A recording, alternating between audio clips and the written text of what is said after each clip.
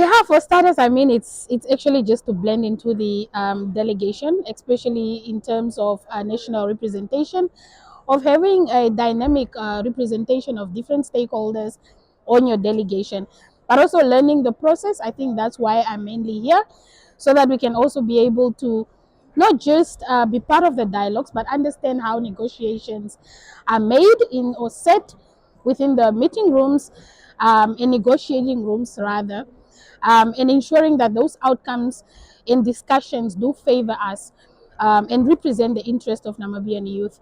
Of course, we do know that we are mainly interested in ensuring that there's good outcomes when it comes to climate finance, in terms of accessing it, but also the commitments of developed nation in ensuring that it's adequately provided for our nations to be able to access it, and also for them to be able to use it to implement our nationally determined contributions.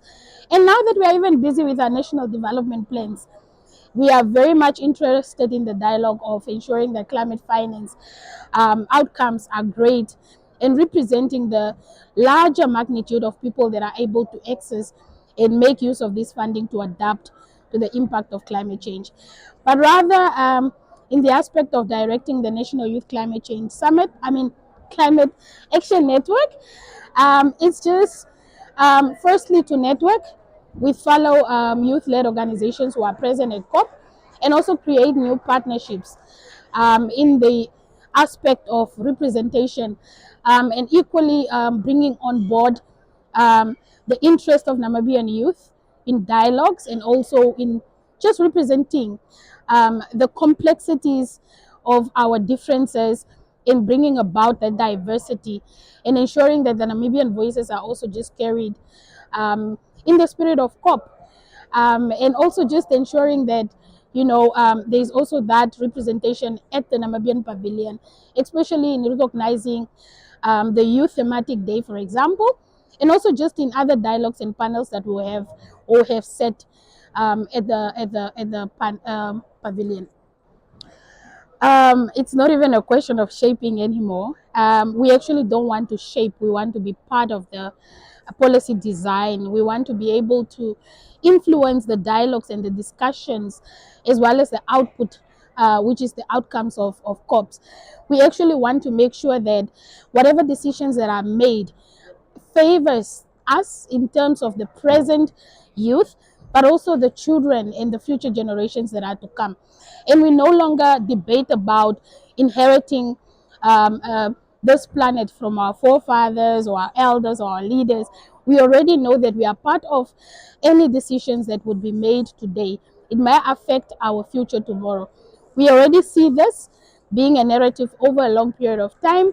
We are coming from industrial revolution, and that is the reason why we are here, undergoing all this crisis, and therefore we also need to be mainstreamed and influence those discussions, those dialogues, and also the outcomes primarily, not just at COP, but also at our national level.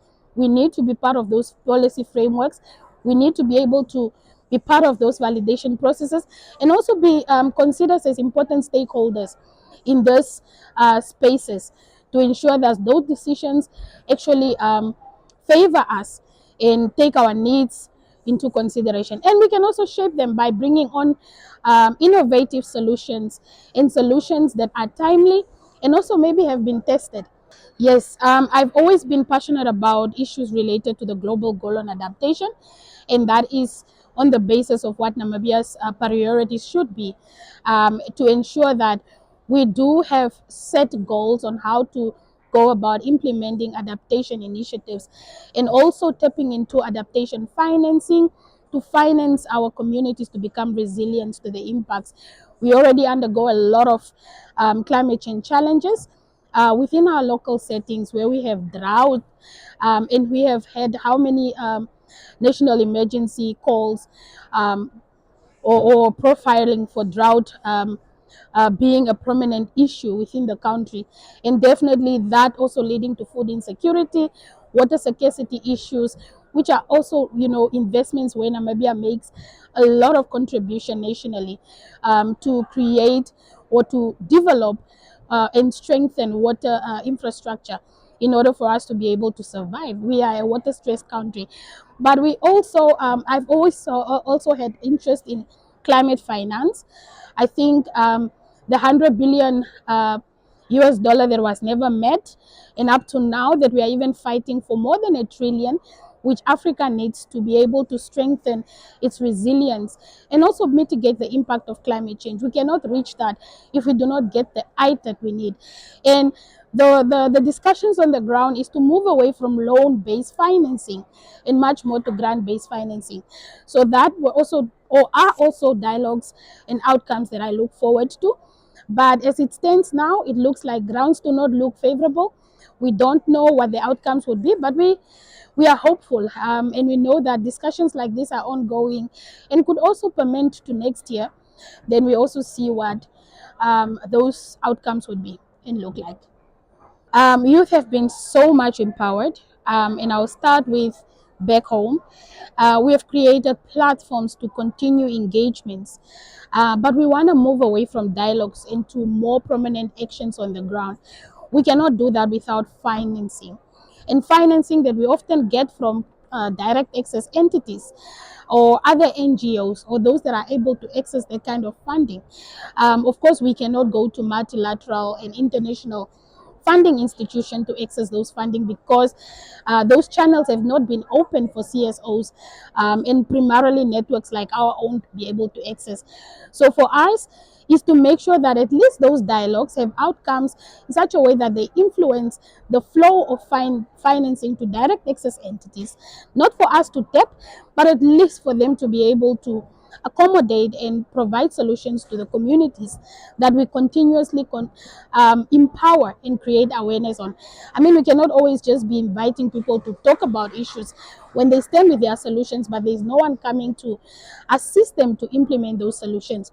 So if we are able to be on the ground and create awareness, and there are entities that are able to come and use the solutions that we have um, um, developed or maybe come up with communities, then that can also lead towards greater actions.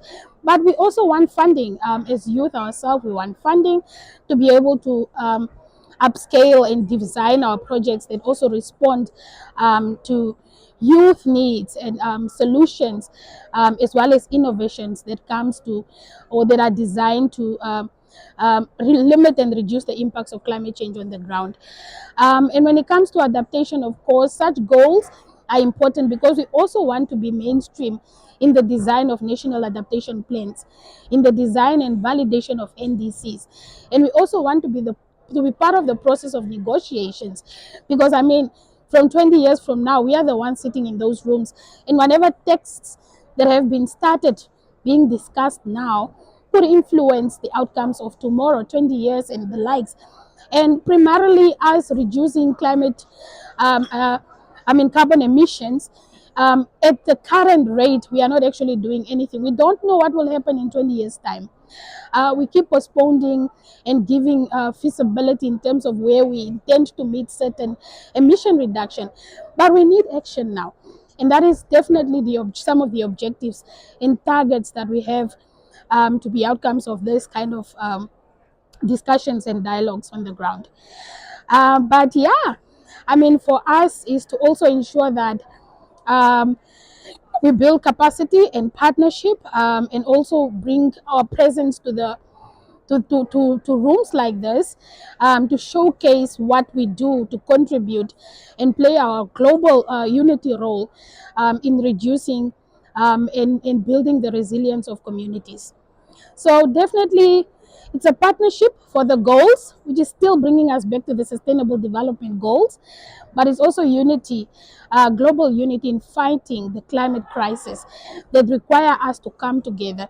But it's also bringing on the aspects of Africa's needs, in making sure that those also are mainstream in discussion. Even if I'm not on a panel, I can be part of the audiences and I can shed light to ensure that those discussions also do take Africa's needs into consideration.